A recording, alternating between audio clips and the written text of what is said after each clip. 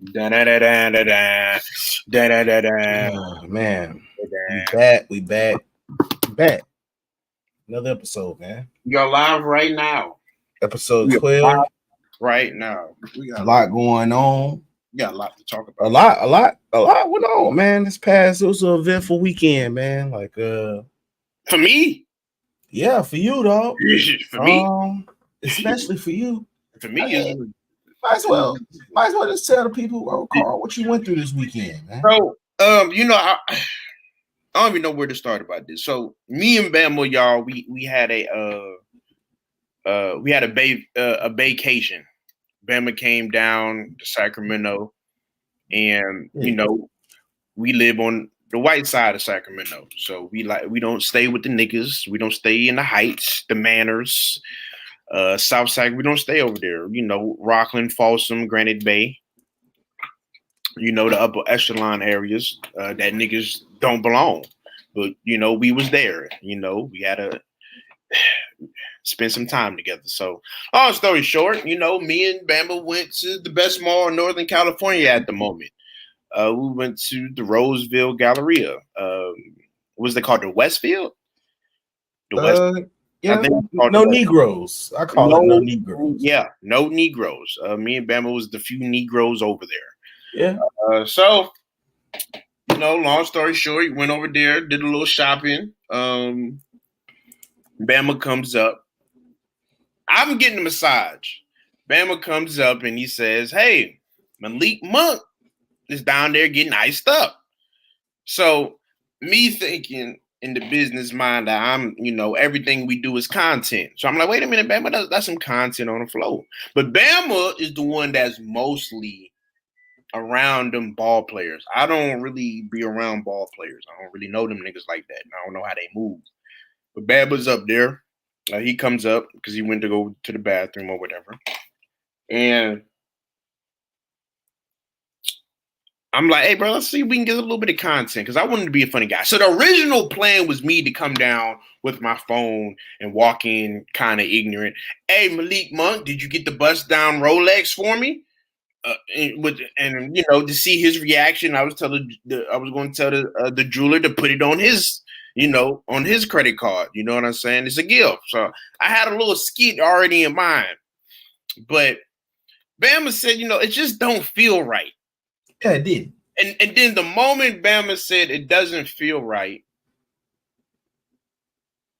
I felt weird too. I felt the shit. So I was like, it's right. Because it's not like he was solo but the Rolex store is packed though. You know what I'm saying? So I was like, okay, it's not right. So Bama's like, so me and Bama, all right, bro, we're gonna cut. But I was like, bro, let me go at least shake the hand. What if the nigga's a cool nigga? You know what I'm saying? He black, I'm black. You know what I'm saying? So you think that, maybe these dudes are cool. So I go over there. I say, oh, what's up, Malik? Remind you, we're in the whitest area in Sacramento possible. No one really paid attention or knew. I'm glad you hopped in here. What's up, bro? I'm glad you hopped in here. So we're telling the story. You just yeah. I'm telling the story. I'm gonna sum them up. We met Malik Monk. We met Malik Monk in the mall, and he wasn't as friendly as I thought he would be. So I'm glad you in here, bro. So we go there. Bama already had the weird feeling. I had the weird feeling because we're content creators. We just want to make content. That's all we want to do. We want to have fun. We want to make content. But like my homie said, he said all content is good content, whether it's a good outcome or a bad outcome. People want to see it. So remind you though, if you're a celebrity and you don't want to be bothered, you're not going to really go out into the public eye. We in the whitest part of Sacramento. No one knew who he was. No one paid attention to him because we're in the richest side of Sacramento. So no one paid attention to him. It's not like he LeBron James, anything super big. No one paid attention to him because he walked down. Because I asked Bama while I was getting my massage, I said, was there niggas surrounding this? And he was like, nah. That's how unbothered the people in the public was by him. They didn't really know who he was. That wasn't tripping. Wasn't like no Katy Perry, nobody like that. No big name. So back to the store. So I told Bama, we in the Rolex store. I told Bama, yeah, niggas, we was in the Rolex store. So we was at the Rolex store, and I told Bama, all right, let me go dap him up. He's a brother, I'm a brother. Let's just, say what's up. So I get over there. I say, hey, what's up, Malik Monk? That nigga go like this. What's up, bro? Then turn back around. I was like, whoa. Fucking uncivilized nigger. Whoa. I said, damn, nigga. It's not like I came out with a phone. I ain't coming with no groupie shit. I was just saying what's up. You know what I'm saying? Maybe, you was a groupie when you what? Maybe I could have gone up there off some like, you know what I'm saying? Hey, bro, I got a show. Can we interview? Maybe he's that cool. I don't know. You never know until you ask. But the moment that nigga turned my half five on my dap into a pound, and then I go back and I did homework. I was kind of pissed at that shit, bro. I'm gonna keep it real. Excuse my language. God forgive me. But I was kind of pissed at that crap. So I'm like, damn, nigga, you the only nigga. No one recognized you because you clearly came to the Galleria to get some type of notoriety. You clearly came out because you didn't have to come to the Rolex store and get a watch. You could have sent somebody to go get it. You make $20 million a year. So it's clearly that you wanted to be seen and you wanted your ego, some type of stroke because you came out here to the Galleria. It's the public mall that everybody knows. It's the best mall in Northern California. Niggas from the Bay come up here to this damn mall on a Saturday at that. You didn't come on a slow day and you came in the middle of the day. So it's clearly that you wanted to be seen. So I come out here brother to brother to try to uplift you and say what's up. And you turn and you know what I realized though? A lot of wealthy black people do that crap because in the same situation, I was in Napa, wine capital of the world. And I met a group of black people, the only black people on the whole strip. Like Napa has like this big strip of wine and restaurants and stuff. The only black people there. So I went and they talked me up a storm as well. And I tried to, shake their hand. They turned into a pound. I said, damn. So then I did more of my homework on Malik Monk. And I hope Malik Monk see this, bro. You a lame. You a lame. Huh? I say he gonna see it. I'm gonna clip it. You a lame ass nigga, bro. You a hoe. And I did my research about you. Yeah, I did. I called the locals in Sacramento, and this is what they said.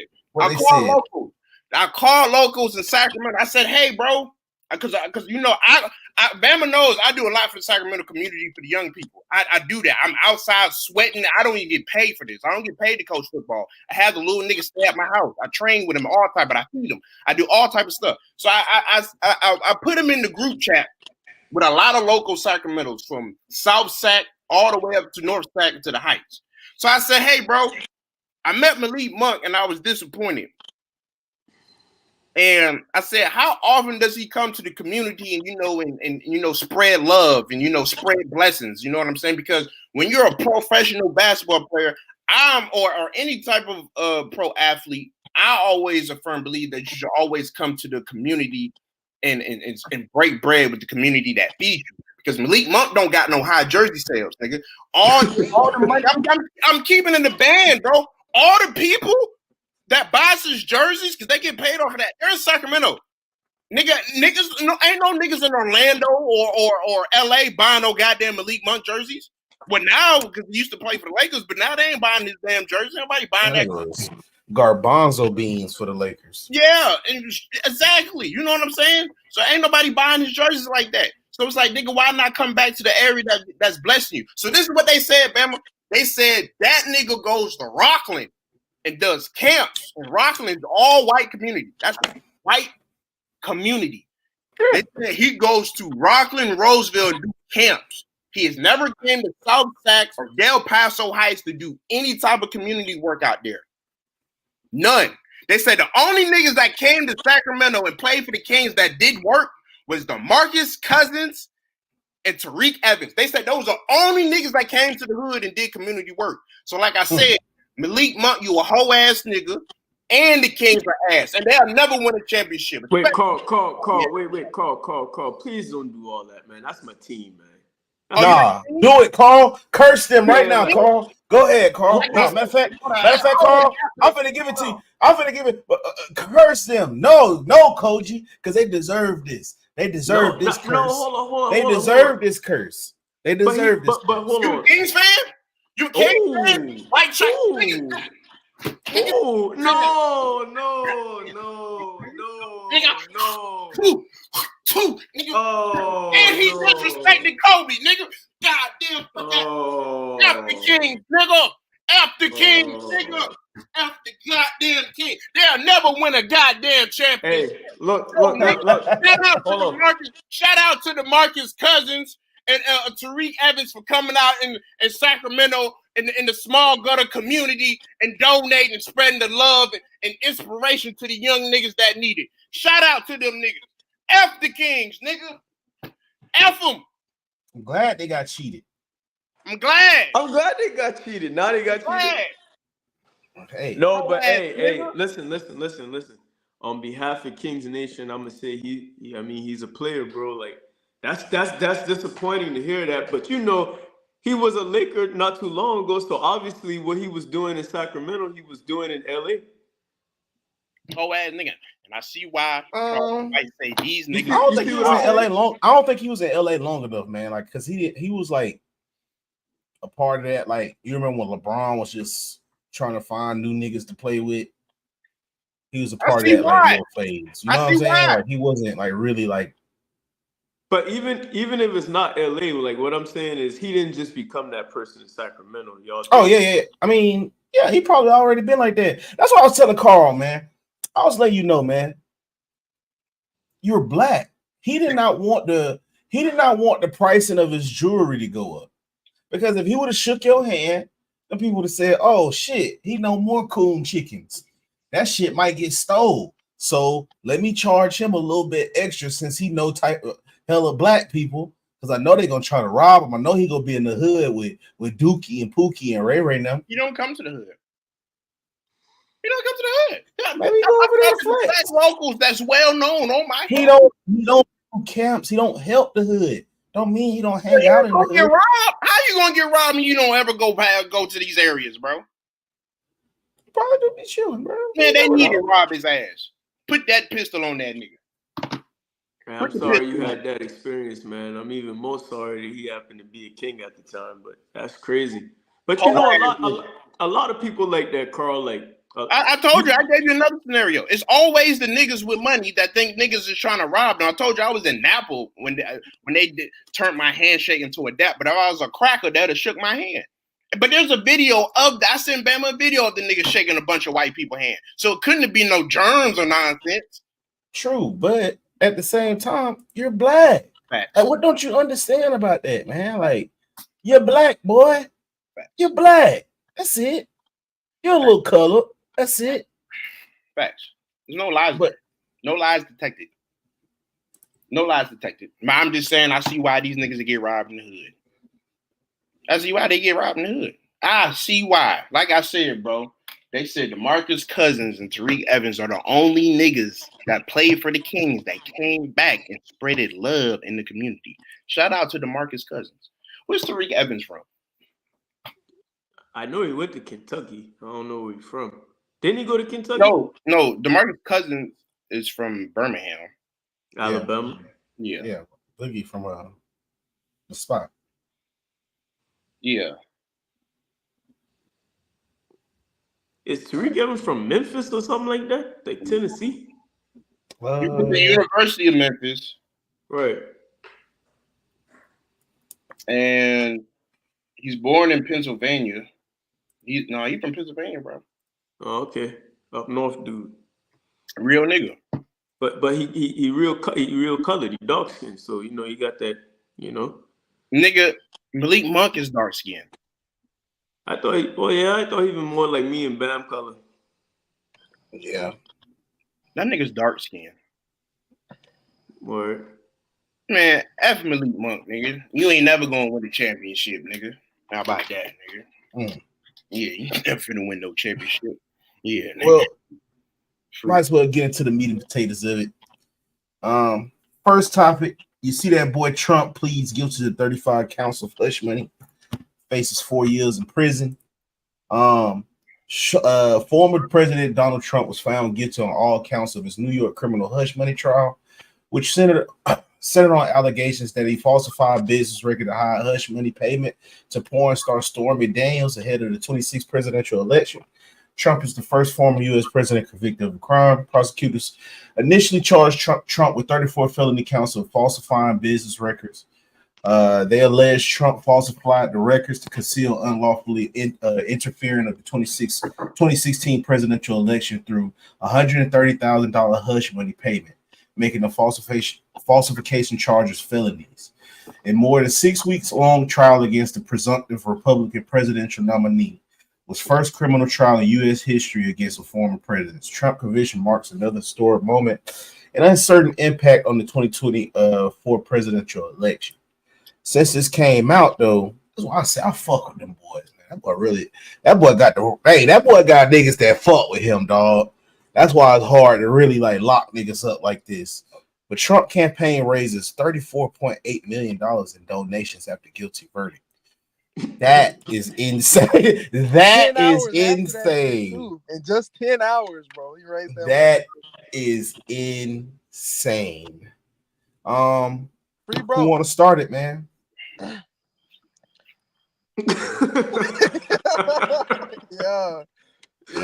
Free Trump. That's man. Black president. That's free Trump till it's backwards. He back. Free Trump till it's backwards, nigga. He back.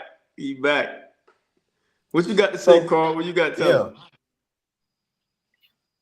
I ain't got much to say. He a bad man, and he ain't going to jail. So I don't know why people out here trying to put down on his name, because you know he out here trying to get money like every other nigga. Niggas scam every day in the business world. Tax write-off scam. Right. But I don't give a damn, nigga. Like I said, free my nigga Trump till it's backwards. How about they put Joe Biden's punk ass out there with his best friend being the leader of the KKK? Nigga, put something like that out there. Don't try to bash my nigga because he out there trying to get money. He just trying to run that bag up, bro. He a real money getting nigga. And I respect that. You know what I'm saying? He out there getting that chicken, getting that cheddar, getting that loot, getting that wop. Getting that loot. I try to put my dog behind board. I'm letting niggas know right now, nigga. Trump, if you ever watch this video, fam, we got the bail money for you, dog. Don't even worry about it, nigga, because you took care of grandma and them at the cookout. You know what I'm saying? So we got something for you. Feel me? Yeah, nigga. Yeah, man. Nigga, who is we? The whole hood got Trump. We gonna get Trump up out of here. I don't know about the bail money, but I say free him. I'll say free, bro. Yeah, that's when backwards. You right, because that's all niggas do. They always say free to niggas and free their homie. They free until it's backwards. I say free, but I don't know. That's why Malik gave you the pound, because he didn't want that free Pookie type energy on the. I don't give a damn about that. That nigga don't do nothing in the own community. He getting money in, so F him. I don't give a damn about no Malik, nigga. That boy Trump X6. Trump would have came to Sacramento, and dropped some bread in the hood. Trump X6. Trump came to the dark web. Yeah, Trump would have came to the hood and kicked it with the niggas, and gave niggas handshakes. Hoe ass. Do you think Trump would go to the hood and kick it with some niggas? In all reality, he has a track record of helping a lot of black people, but a lot of niggas don't like hearing that. The first person that ever won The Apprentice, and I believe she was like the only one, it was Omarosa. And like he gave a pretty big stake in his business where she make like real key decisions. You could spin it one or two ways to where it's like them boy know, like in order to run something they need like melanated power, you know what I'm saying? Or you could just look at it as how I look at it, like shit, bro, you fuck with black people, like. You know what I'm saying? He gonna find an intelligent one, and it's like shit, bro. Like I'm gonna fuck with y'all where I can. You feel me? Like you even said it the best, Javon. He a Gemini, so of course he 1 foot in, 1 foot out. He got, you know what I'm saying? He got to play it to get to where you want to go. But he is the epitome of politician. Oh man, like, the epitome. Like but yeah. For the most part of what I see though, he do like. You know what I'm saying? He do throw us a bone more than any other president. He definitely fuck with niggas more than Biden.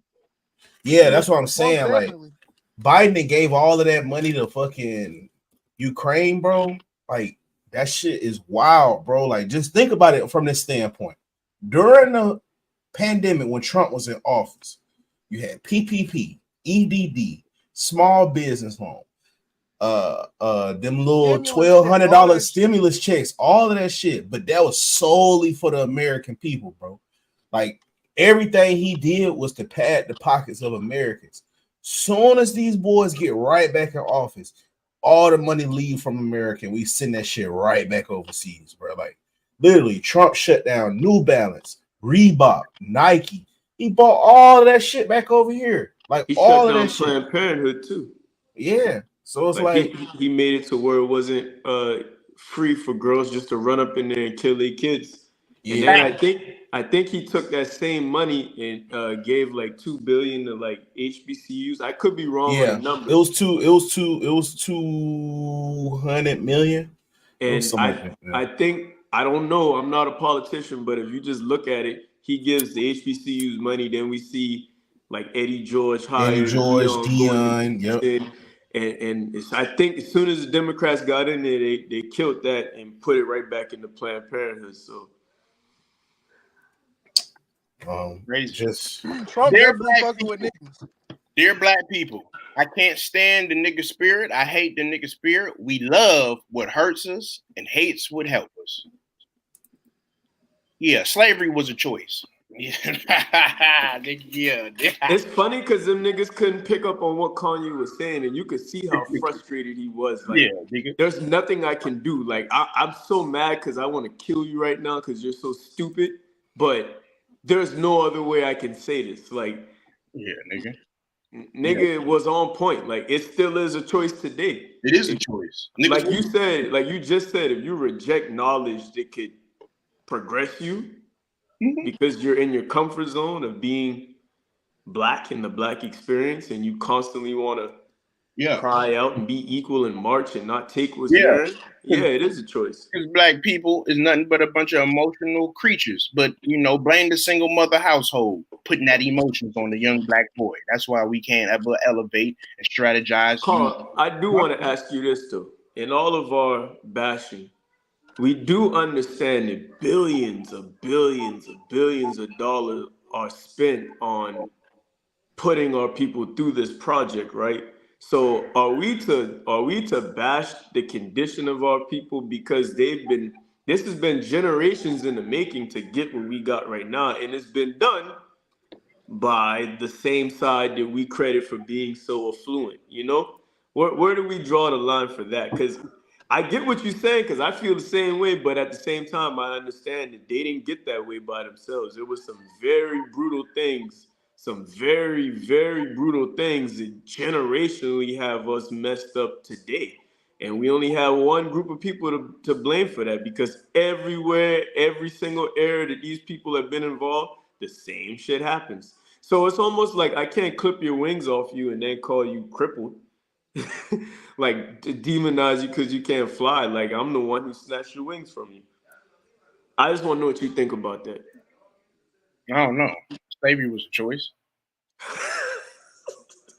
Yeah, slavery was a choice. I mean, man, if I come up to your house and try to make you a slave, are you gonna fight back or you gonna die behind it? Well, hold on. That's a good point. But you understand when they came over here, it wasn't just like not fighting back. It's the fact that any tribal warfare we had, we kind of settled it the way we did. So the most we might have had was some bows and arrows, some sticks and shit. Them boy came over here with basically sorcery at the time. Let me ask you a question. When America went to Vietnam, did we have more firepower? I don't know. I'm asking. I don't know. Was them Vietnam niggas just out there in the trees because they knew how to get around? They was out there in them trees hanging out, laying low. I really don't know. But when we went to Vietnam, we gotta ask the thing about the Haitians, though. The Haitians. Oh shit! I want to talk about that. Yeah, I'm just saying. Okay. They didn't have firepower. So what's our excuse? I'll say this. My people, the Gullah Geechee people or whatever, were the only group within America that never was conquered. Like, the Gullah Wars ended chattel slavery, so y'all can thank us for that. But the common denominator between them and us, and I'm not saying anything about my people, but the whole hoodoo and voodoo shit like that, that's the difference. Like, they retained a piece of their spirituality. Now I'm about to hit you with this. What about the Ethiopians? They're you talking about Emperor Selassie? Yeah, but they never got colonized. They fought back. They won their war. Shout out to them. They did. They did. I just meant more like, not to say we're the only ones, but in recent history and, you know, American history, of course, shout out to the Ethiopians. They did do that because he fought Mussolini and all of them. And really? But I ain't gonna lie though.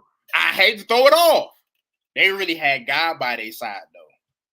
I mean, the Ethiopians really had God by their side. There's some God-fearing people over there in Ethiopia. Right. And don't get me wrong. I'm not saying this ain't the debate for which is right or not. I'm just saying the common denominator is they had some connection to something spiritual. You know what I mean? And essentially, I don't believe you have to have any religion. It just starts with belief.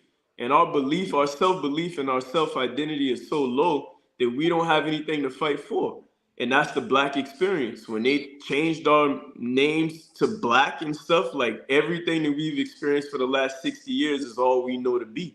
And that's subservient, passive, emotional, reactive. And then we, like you said earlier, we love everything that could make us better. But it's trauma. It didn't just happen that way. Somebody created this paradigm through shit that we weren't equipped to do. Because you call us savages and stuff like that, but savage things were done to us to get us into this position. So who's really the fool? Who's really to blame for this? Man, I feel that, but like, I feel like at this point, bro, niggas know that they spend so much money in America. America's economy relies on us. Niggas know that America was built off the back of our forefathers. So like, it's not like we don't got the tools right now to go ahead and change this shit up. But niggas is not unifying. They're not on one page, bro. Like you said, everybody content with this shit. It's just like a time release thing, man. When you go generations with killing off the chiefs of each generation, like you have a situation where the leaders of the community, the people that would rally you up, don't exist. So you have a bunch of sheep left behind. And even what Carl said earlier is something to think about. Like, he was like, why didn't we fight back or stuff? Well, if you think about it, if you think that way, we must be the product of all the people who didn't fight back. Because there was a whole bunch of people fighting back. And there was a whole bunch of people just just doing what they had to do to survive. So if we're here, as a general sense, we have to be the descendants of them same people that didn't fight back or cowered out. I don't know. We just got to be careful what we say. You got one? I'm about to go get it. It's one in my car. I know that. Hey, look on that table right there and get some incense. Please. Nigga, you a Kings fan. I ain't trying to hear nothing you got to say, nigga. Yep. Wild. That's what's wrong with niggas right there. Yeah, nigga. You nigga like the Kings, man. Free. It was Orlando in the beginning, then Toronto because of Vince Carter. And then I saw real team basketball being played so beautifully by the Sacramento Kings. And that's who I ride with. Not a bandwagon fan. You know, I don't hop. I'm not a LeBron fan, not a Lakers fan or a Cowboys fan. You know, them shit is easy to beat. I actually like teams that I like, and I ride with them. Period. So I'm trying to find these stats, but coolest news happened in today's well, not today's, but this past week. The MLB is going to integrate the Negro League players into Jamestown. So their stats is going to get counted, and now they're going to have them guys inducted into the Baseball Hall of Fame as well. So now the MLB looks a little bit different because the all-time home run leader is now what's his name? Josh Gibson. Make sure I'm saying the right name. From the Negro Leagues. Josh Gibson played for the Grays. So now he's like the home run leader. You got Satchel Paige. You got the most shutouts, 300. 55 no-hitters. Then you got Cool Papa Bell, stole 175 bases in under 200 games. So you got a lot of guys like that. Got 285 stolen bases.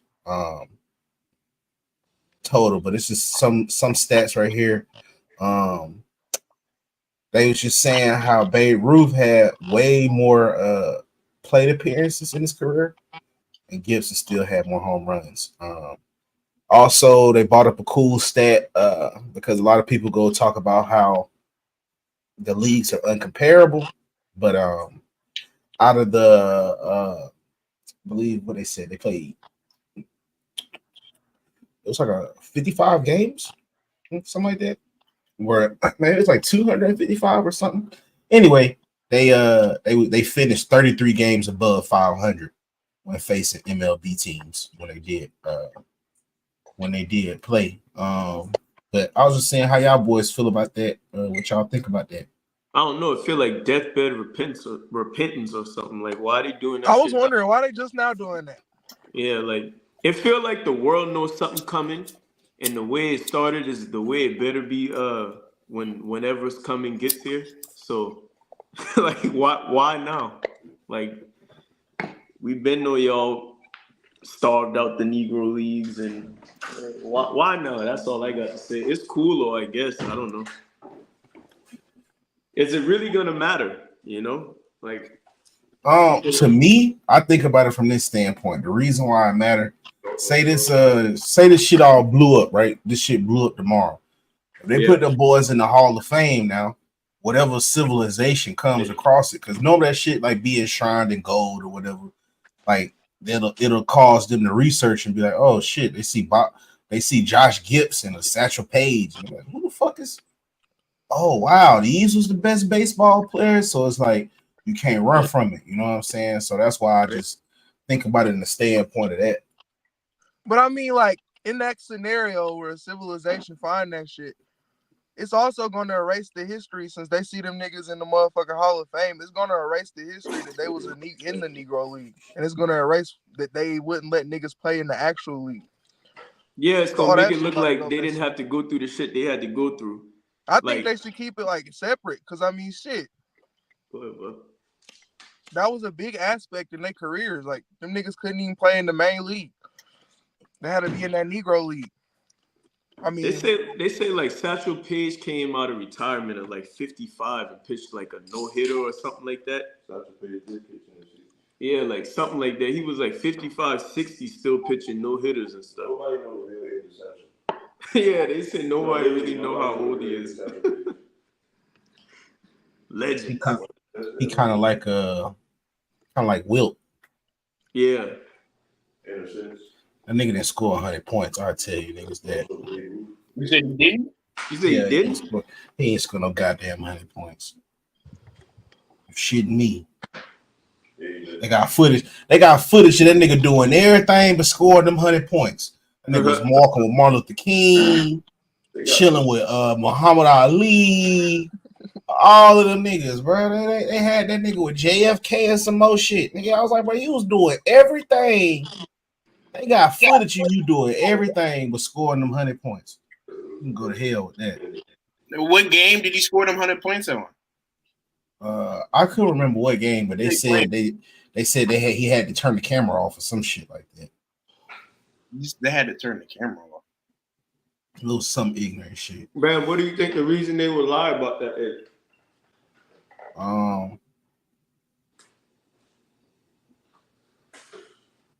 don't know, just a mystery that always keep you intrigued about the NBA. Why wouldn't they give it to like Bob Cousy or Jerry West or something? Because it's more believable just seeing a big nigga 7 foot.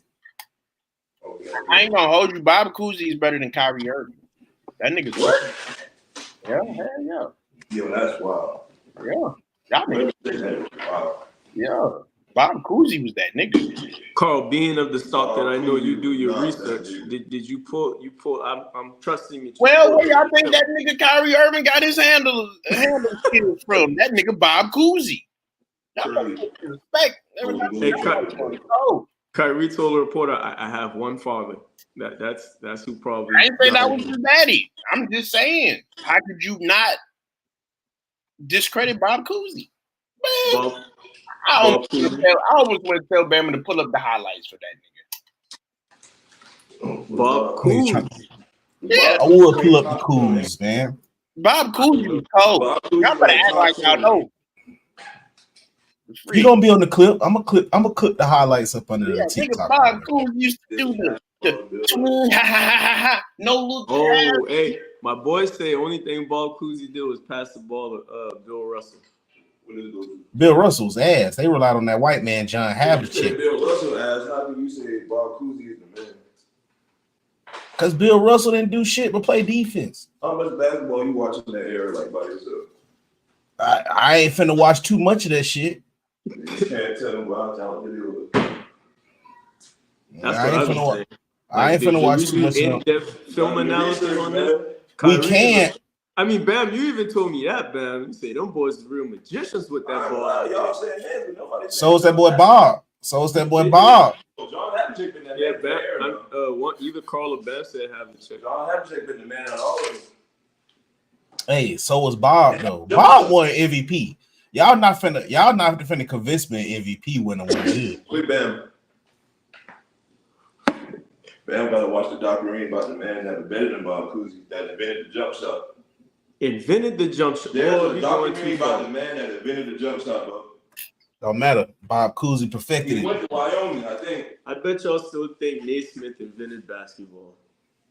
Who invented basketball? I think them niggas were playing basketball on the mounds for eons. It was like, I think it was like somewhere in South America or some shit. They used to wear jewelry. That's how they distinguish what team you was on. Like these two people had like two necklaces on, like real gold, or these niggas would wear like sapphire chains like that. That shit was pretty tough. That's how they played. That's how they played back then. Sound like Wakanda. Man, so them niggas needed them chains even back then. Yeah, and it was because you remember. That's why I was like, it was funny, bro. Like when I see these athletes wearing jewelry now up under their shit, like I'm like, it all started like that. You know what I'm saying? Because even when Michael Jordan came into the league, he had the gold chain on. They made him take it off though. He used to play it and shit. Like, but it's just like it started in South America. I'm gonna do homework on that. Yeah, do a little homework on it. It might not have been South. It might even been up here. It was like Native American type people. How come Native Americans ain't good at basketball? No, because but it was Native Americans like us, Carl. Like it wasn't. Yeah, you gotta understand who the real Native Americans are. We've been doing. Don't tell my DM that she gonna go crazy. Talking about, I told you Native Americans started basketball. But it makes sense though, because when I went to my BM's reservation, bro, them niggas love to hoop out there. Yeah, that's an ancient game. They love to play basketball. So and they even got a place called Hoopa. What's it called? Hoopa. Yeah. Niggas had to travel there to come go ball, boy. No, it's nothing there. Oh. Yeah.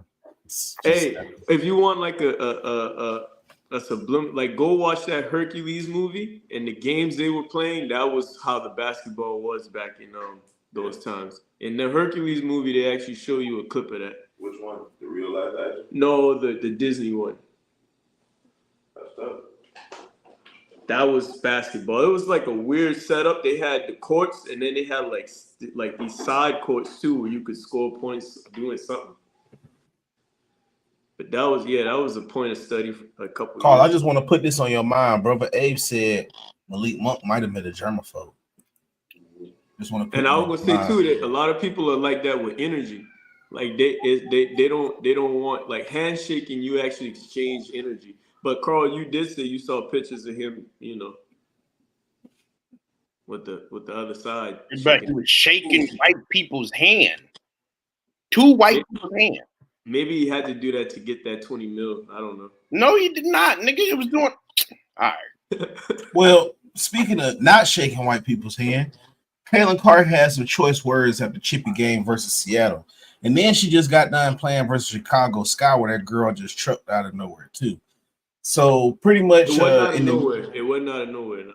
Nah, I was watching the game, bro. Like, she didn't have to truck her like that. I don't know. They had clips before that where they were showing like what actually was building up to that. I'm not saying I was right. I'm not saying it was right, but it wasn't just like that malicious where it was nothing happening. Like she was talking shit too, and they were getting chippy. Again, I'm not saying that was the right reaction, but it just wasn't out of nowhere. That also fits the narrative to make this little girl look like she's just a victim.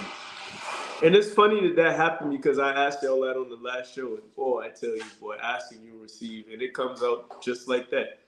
Her reaction, everything is just like Carl said he had a breakdown for me, or one of y'all did, but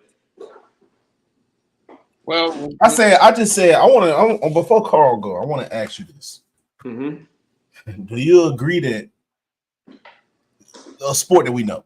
Do you agree that football is played different in the South than it is on the West Coast? Absolutely. All right. You know that the West Coast plays football different than East Coast, right?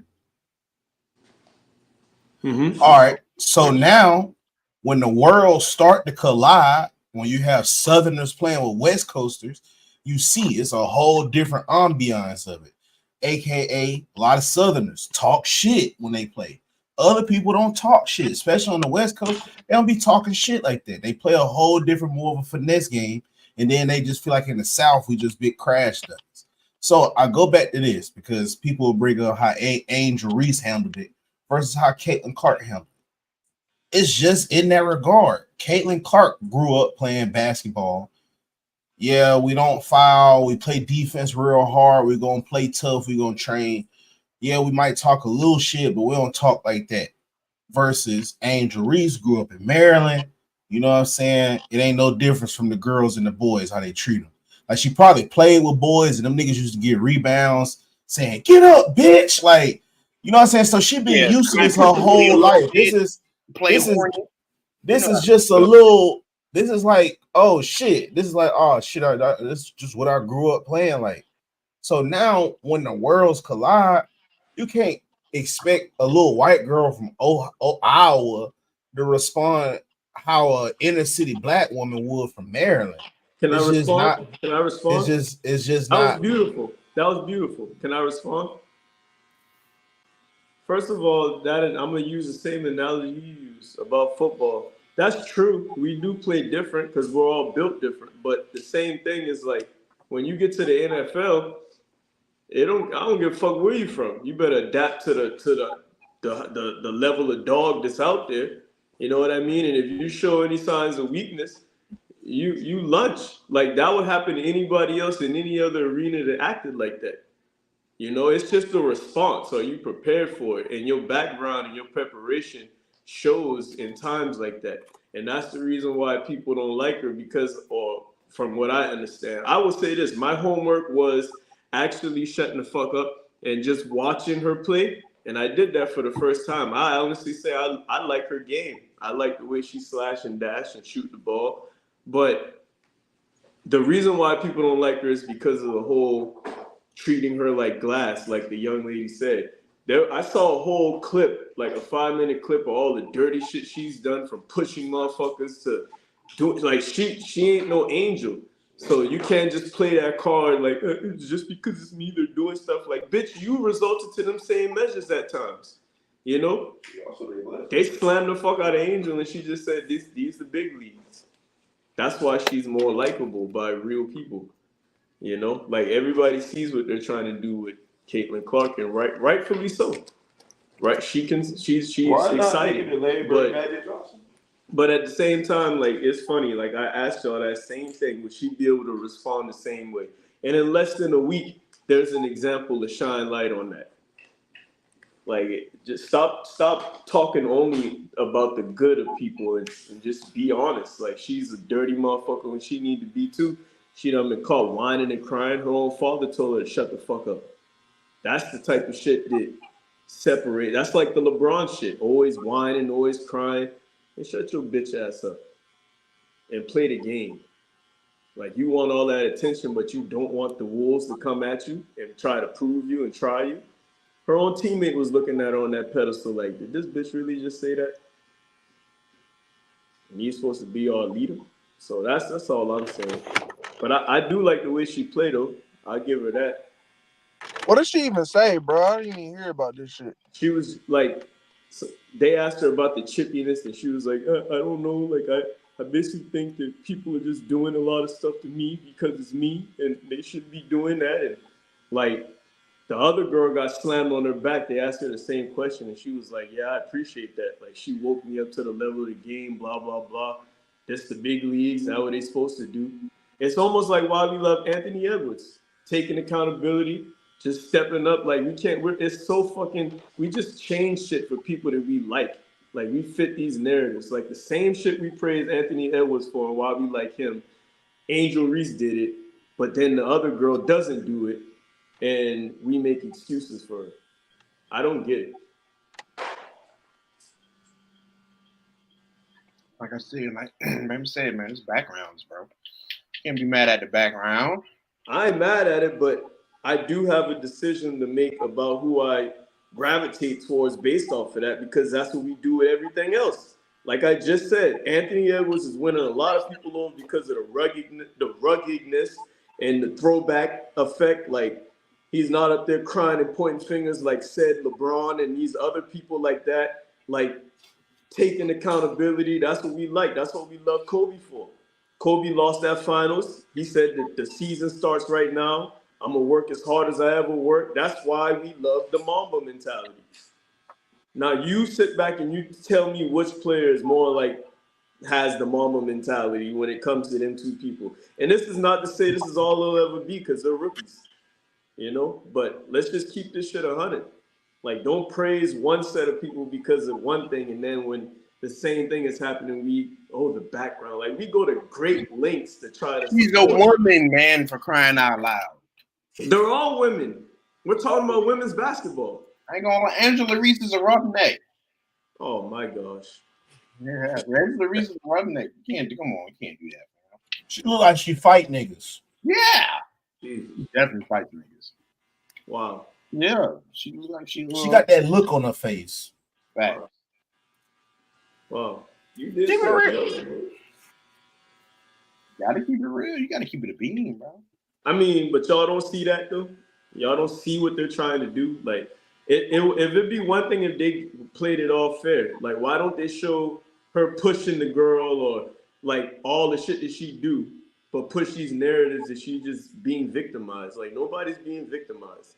Like, nobody's fouling you hard because it's you. Like, you just want to spin that narrative, and like, I don't know. I didn't like that part, but other than that, I don't really. It's basketball, man.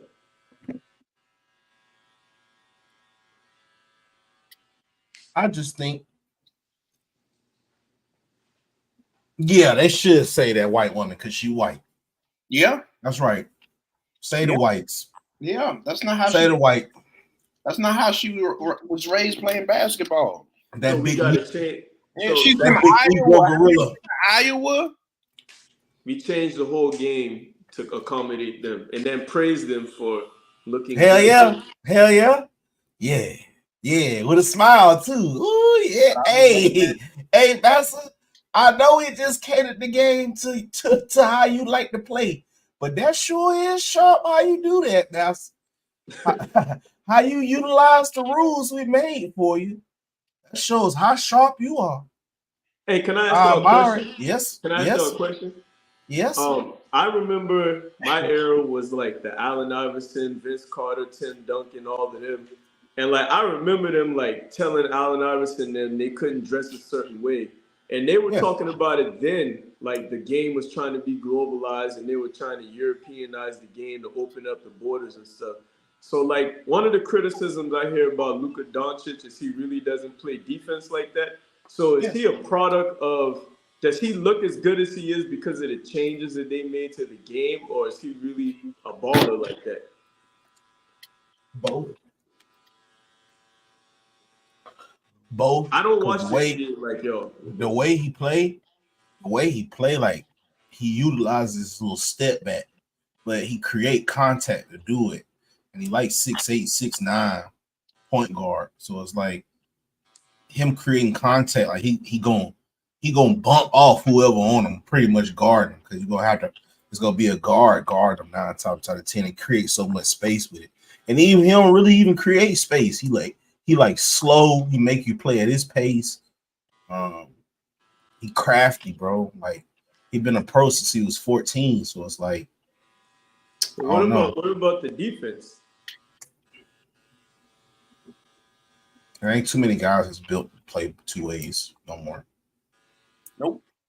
Nobody like that's really what like. I mean by they made the game more European, so these people can have opportunities to shine. I mean, that's bad. Wait till they put in that flag football. But I mean, though, you saw what happened though when Ant tried to play defense. Like, it's just no way you can play elite defense on these niggas now and then go down there and score 30, 40 points a game. That shit like take a real type of demon, bro. Like that shit is hard, bro. Like they were that doing shit is that. really They were difficult. doing that back in the G. It wasn't a skill level. The floor wasn't where it is today, man. Like them niggas, it's a real hassle, bro. Like I'm trying to tell niggas. So imagine, just think about this, bro. You have to guard Kyrie one possession.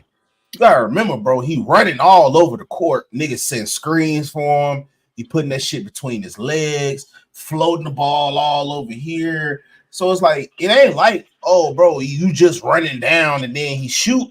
Like, no, like you gotta chase this nigga. Like, and then he might hit some bullshit. So right after you do that, you gotta sprint back down the court, and you got niggas trying to double team you. You gotta run out the double team, set screens, fight through contact. I get it. Now go check Luka. I just told you how Luka played. So Luka different. He bumping you. Like so I just went from having to chase a nigga like a cat to this big ass grizzly bear bumping on me now. Like I felt bad for him because that shit is a fucking headache. And both of them niggas got a mentality of I can score 70 points if I want to. And like it's like they just be unfazed by shit, bro. Like, and it just I felt bad for him, bro, because it was like that's when you need somebody else to be able to step up and score. It's not about stopping them because you could just get that shot your head. The way them two niggas right there score, like, that's a battle you won't win, bro. Like it just don't make sense to go in there and be like, hey man, we finna shut Luka and Kyrie down. So like who's the favorite? Who's the favorite with the Celtics matchup? Being that I'm pretty sure it's the Celtics. Celtics got the best team. But I mean, like, in y'all, you got more defensive weapons, though. I ain't gonna lie, your guards, Celtics, and they also can initiate the offense through like 4 or 5 people, bro. And Porzingis is coming. That's why Jason Tatum and Jaylen Brown can have them off nights because the offense initiate through so many fucking people on the Celtics, dog. Like, it's really ridiculous. Yeah, and but I mean, 2 30-point scores, dog. That shit difficult to stop, though. No matter what type of team. That's why I was like, the Timberwolves gonna have a problem. Porzingis comes back. We still got to figure out how to stop Kyrie and But niggas need to chill with that Anthony Edwards and Michael Jordan stuff, bro. He's still a baby, bro. He still could be, bro. I mean, that shit just hard to do what he had to do. Jordan got his ass whooped too. Right, shit, nigga. Jordan wasn't checking niggas like Luka and Kyrie. That nigga Kobe made that nigga tap out. I remember that shit. A young Kobe too. Young Kobe too. That nigga had to put Scotty on him. So don't act like Jordan was just out there checking straight demons, because when them demons used to knock on Jordan though, like that's what he had Scotty for now. For the letter, bro. I know niggas love Jordan. That's what you made me think about earlier. So, you saying they always did that? Like they always had. I know they always had an enforcer or a defensive player, but they would really set the game up to where a certain group of niggas was playing the most defense, so the offensive guys could be fresh. Like 90s ball, I really thought everybody had to max out on defense. Like, you know what I mean? Like you had to play defense, period. If you wanted to be one of them contending teams. Yeah, you did, but like in return, like that kind of it helped. It took away from the game. Like that's why we didn't see but 120 points once every blue moon. Nah, because the pace has never really changed. A lot of people don't know that though. That has some the pace of the game. Okay. It was the same back then as it is today. The only time the pace got slower was 06. Like it was like 06, 04, 03. That's when Kobe had average 36 points a game, by the way. The league pace was 97 points a game. That's fucking ridiculous. Kobe is really magnificent, man. But that's neither here nor there. But yeah, I just feel like that kind of helps you if everybody can play defense, because we damn near can switch everything. You know, you get what I'm saying? Like, because we all like defensive players. You know what I'm saying? It's like, but that's all I'm trying to say. Like, but also too, like basketball today too, though, Javon, like everybody play like 5 out now. Like, don't nobody play like traditional roles. It ain't like, it's not like a center just always sitting in the paint now and the power forward and the high. It's not like that no more. It's like pretty much it's like everybody starting on the wing. So it's like the spacing is real spread out. So it's like it creates those one-on-one battles in a sense. Like the game is like trying to force that. If that makes sense. That's what I'm saying. They changed the game to make it what it is today. So I guess the question would be, did it hurt the game more than it helped it? Because and can we say, because I was on some comment boards where people were calling this guy like top 10 and all that, and it's like, can you really? Oh, he's top 5, easy. No, top I mean 3. like in history, like in history, maybe not yet. How can you really compare these eras if you're asking one era to better than during the history? That's tough. That's tough. I ain't gonna say yet. Dirk was tough. Yeah, he was. But Dirk was tough in a tougher time. Yeah. No, he better than Dirk Nowitzki, bro. Better ball. That's what I was saying. Dirk, niggas like Dirk and Kobe, they played in a time that really wasn't conducive to their like skill set. They style. Like, yeah, they like, for how great they were during that time, like they almost get like a ×2 boost with me, because like they still, because in a sense, right, they still had, well, except for Dirk, because he played power forward, so the defense had to react a whole different way. But for Kobe, like they had zone defenses and shit. Money Matt, what he do? They had zone defenses and shit, but they still had the fucking centers and power forwards that didn't space the floor court. So Kobe really had to deal with them quick ass double teams and even triple teams because of the spacing of the court. Versus if he played in this era where it was like 5 out all the time, oh my goodness, bro! Like no rim hit. Oh, the big got to drop or slide back. How many other players? Maybe not to the degree of Kobe, but how many other players can we say that same thing to? Man, they would have eaten this era. You know, nah, because look, the reason why I say that is they skill sets. Maybe they would have been like a little better role players, but a lot of them players' skill sets wouldn't support them playing in today's era. Versus Kobe, like he still had a modern skill set back then, but it was just everybody else was outdated damn near. Oh yeah, Gill, Darren Williams, but yeah, T-Mac. Yeah. You talking about players like that, but I'm talking about I'm thinking like I wasn't thinking no role players. I'm thinking like Kobe's counterparts in that era. Like okay. The other stars. Because T-Mac could be nice. Gilbert Arenas. Even if we want to go back, what about like people like Abdul Rauf? Remember, he was basically like Steph Curry before. Yeah. So it's players that would have benefited too. There's some players out there. I know y'all gonna bash me for this, but in my memory, Chris Webber was like a power forward that stretched the floor, could shoot and do it. Like how would that have translated? Like all right. So for the clip. Example. So for the clip, hold on. Name me a list of players. How many players you think you can name that would have been able to eat in today's era, in the 2020 era? How many players? How about if I just try and we'll see? My number one would be T-Mac. I would say Gilbert Arenas. I would say Abdul Rauf. Let me see who else. I think Kevin Garnett would do pretty well because he could shoot the mid range and stuff like that. Who else was around that time? Chris Webber, I said that because he was a power. Dirk Nowitzki, you said him. Yao Ming would cook. Yao Ming. He was definitely because he was a big man coming at that time. Oh my goodness, he can shoot. So yeah, Yao. Who was some other stars out there? Huh? That's 7 right there. Who you say, Carl? I said Steve Francis. Steve Franchise. Yeah, he would have gone crazy. Who else was? Just name the stars. Like who else was? Ray Allen. That's 9. Vince Carter. Vince Carter. That's 10. We're missing somebody else. I'm forgetting. I feel like we are. I feel Penny like Hardaway. Penny Hardaway would have gone crazy in this era.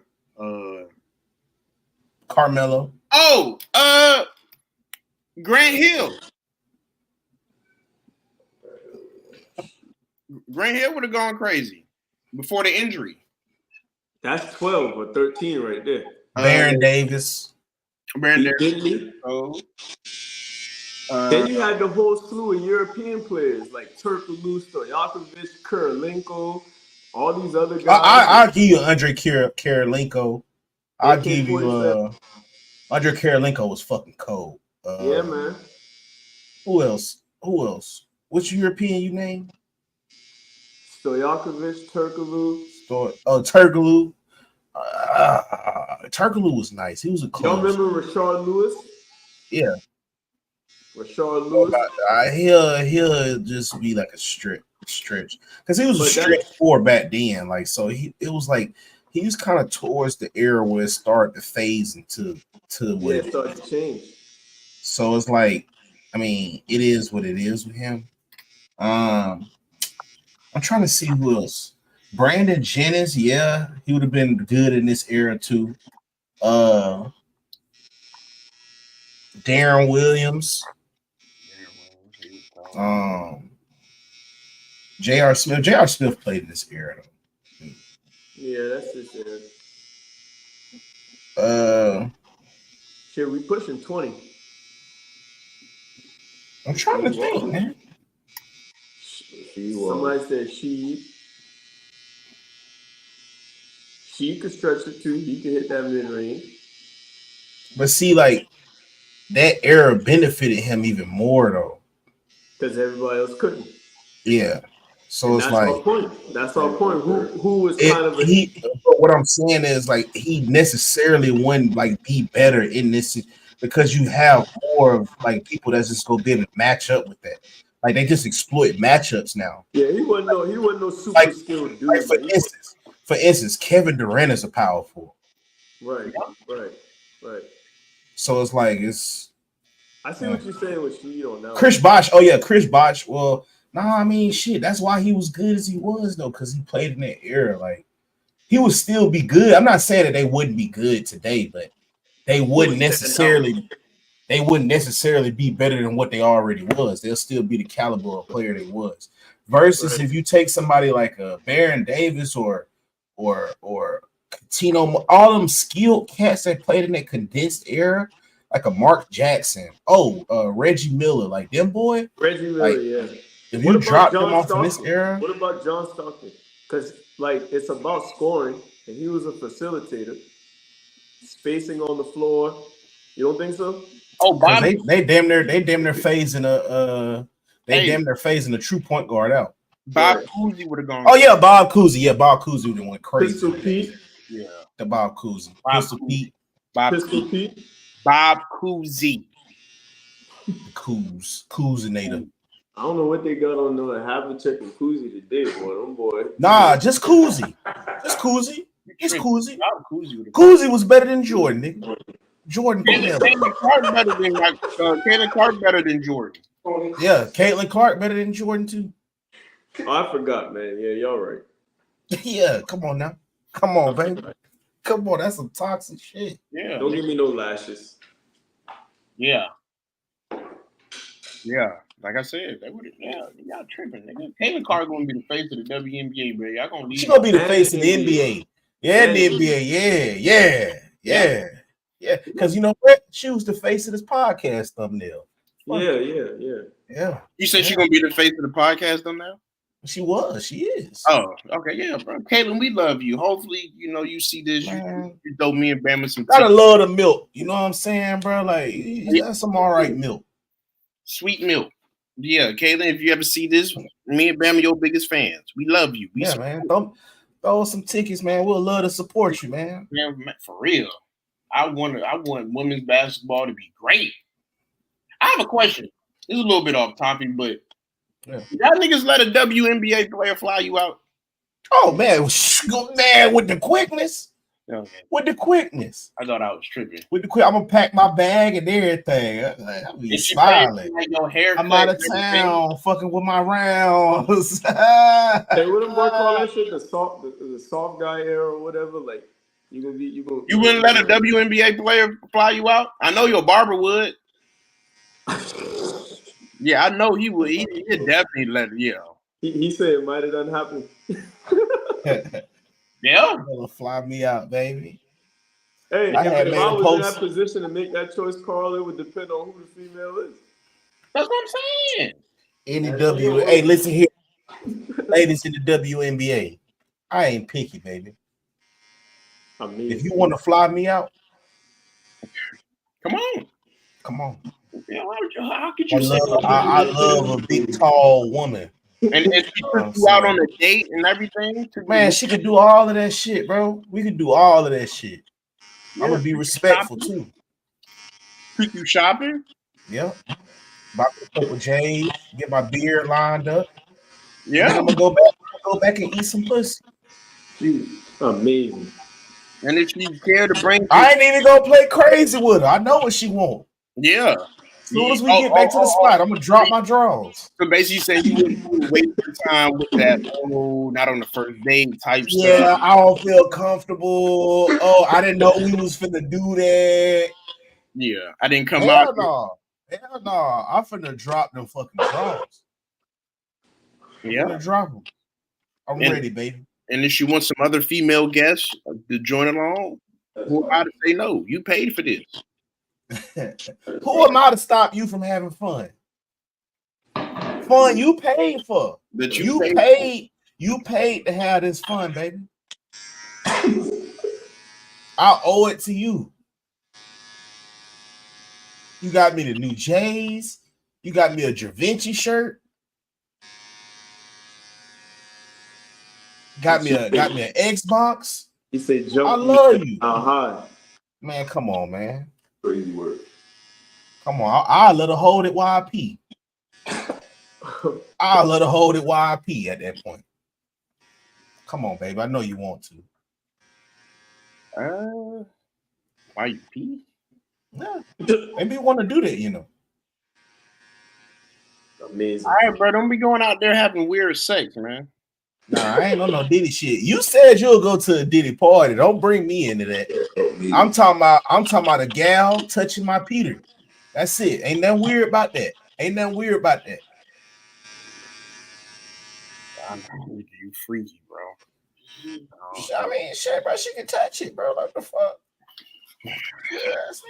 Why you peach? Come on, bro. What do we want, man? Reinforcements. I feel it. What y'all listening to right now for the summer, man? They not like us. Man, I heard that song for the first time today. That shit is whack as a bitch. I thought it was like a little McDonald's jingle that was just on in between the songs. That shit was whack. That wasn't for you. Huh? You niggas go out. Niggas like you, Mr. Music Analyst, music connoisseurs. Nigga, you need to just be able to enjoy the vibration of the music. That's what I'm saying. The vibration was wrong. No, it's not. It was the correct vibration. He made that song to unite West Coast niggas to go against one person. Well, like nigga, job well done. It got what it needed to get done. Yeah. I ain't taking nothing from it. That song, I heard the other ones, the one with Future and all that. Them shit was tough. And even his little Meet the Grams and all that, I wasn't the biggest fan of it. But I'm just saying that specific song surprised me. Like I thought it'd be like a different type of. It just sounded cheesy to me. But Bam, to answer your question, yeah, it ain't even got to be new. What you listening to? Yeah, a little bit of everything, man. Like shit, a little bit of everything, honestly. Tell the people what you listening to. I'm trying to think. Now that you asked me to put me on the spot, it can't come to me. A lot of Larry June. Okay. A lot of Larry June. Like a lot of Larry June. Then from Larry June, it could go anywhere from like I got Sheck West in my playlist. I got some Texas niggas in my playlist, like some DJ Spoof, Fat Pats type shit. What we listened to the other day? Dom Kennedy always go. I need to get back on my currency. And other than that, myself just reviewing the shit that I'm doing, really. Is there anybody else? A lot of Larry June, man. And whatever he do with Carter was gold, man. Man, we fucking with Wayne. We fucking with that old Kendrick Section 80 album. We fucking with that Good Kid, Mad City. How to Pimp a Butterfly. We fucking with Shmino. Some of that old cold shit. A little bit of Future. Some old Thug shit. That's pretty much all nigga been listening to lately. What about you, Carl? Carl, like he listen to pop music. I listen to Pop Smoke. Ooh. Oh shit! Name 5 Pop Smoke songs right now. I can't tell you that. I can't tell you that. I can't name 5 Pop Smoke songs. You know, I can't name 5. I'm just mad, bro. That nigga gave me a pound. Yeah, that's wild. Yeah, that's pretty disrespectful, bro. Never forget. Never forget, bro. Never forget, bro. Yeah, and he don't do nothing in the trenches of Sacramento. Use a host. But Carl, please don't curse my Kings, though, man. That's not a reflection on the Kings. Like, no, we just coming out. I'm a Jaguar and I'm a Kings fan, bro. Like, come on, man. Don't take them away. They curse. They'll never win a championship. Definitely. Why not just put it on Malik? I'll say this: the Kings will never win a championship as long as Malik Monk is with the organization. Can he not just have bad games? That nigga will never win a championship as long as. So what about you don't like De'Aaron? You know how Little B cursed Kevin Durant? Yeah. That's why I'm asking you. That nigga Malik Monk is cursed. He'll never win a championship till he gives me an apology. Please don't do it to the whole organization. To the whole organization. As long as he plays for the Kings, nigga never win a championship. Kings will never win a championship. Please, man, about that. Please, Carl. Well, we know who Carl not listening to is Malik Monk. Nope. Actually, I was listening to Wiz Khalifa earlier. It's been on repeat for me. Oh, Wiz, 2009 Wiz, Burn After Rolling Wiz. Okay. That's actually that was actually a pretty good album right there. Yeah. Oh, and I'm gonna float on. Bam, I've been getting into my Crizzle too. I've been getting back to that old crit, yeah. Yeah, the old crit a little bit. Yeah, man. Yeah. Old school when I ride, forever sky high. And to be honest, like I'm out here meeting a lot of people from like the country upwards. Them boys got a lot of talent, man. Like we call it Greenland. They got a lot of talent. So for me, it's more like, should I be listening to Half? Like what he sent me, I got a lot of talent that I can reach out to that I'm kind of studying and digesting too. So you niggas need to have me on the chorus. That's all you niggas need to know. And I'm gonna just leave it at that. I thought you can't make no more music, bro. Yeah, I could sing. I could sing a little chorus though. I just can't drop no bars. They'll let you get by with that? Yeah, they'll let you get by with a little hook. So what do you have to do to be able to do a hook if you can't record bars? Like, what do you have to do? What do you mean? Like I said, I don't have to do shit. I told you. Sing. You gotta do something. Sing. You gotta sing. I ain't gotta do nothing. They said I'm in the clear with that. Oh. He just can't spit them bars because them bitches cause too much commotion. Yeah, that shit really like federal. Too much. Yeah, them bars niggas will be rioting this shit. Yeah. Yeah. You know, you give me a whole 16. That's why the world is in the state that it's in, because Lord Bama can't. He can't. If Bama could really get on there and spit something, bro, all this shit would be over with. Trump would be free. Yeah. All this shit would change. Bam, you remember we used to be at Limestone and them boys used to literally park up the road every time Bam would get going, boy. Yeah. No matter what time it was, before class, after class, we up too late. Them boys would be they would pull up. I will testify that is true. I'm trying to tell y'all, boys. And we was in the Great Plains of Africa, off the map. That sounds like an area of the Caucasus Mountains. Nah, actually, it's the opposite, bro. Indigenous land. They say all South Carolina, and y'all can check me in the Great Plains. They say in that area before time, like that's where the buffalo used to be the most plentiful. And they also said that stadium we played on was an Indian burial. Yeah, stuff like that happened all the time. Which is kind of weird. That's wild. All the niggas was playing football in their graveyard. My school in Oklahoma was built on an Indian burial ground.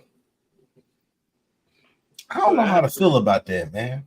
That happens a lot, man. A lot of these famous sites and monuments, they're built on top of like important and like stuff.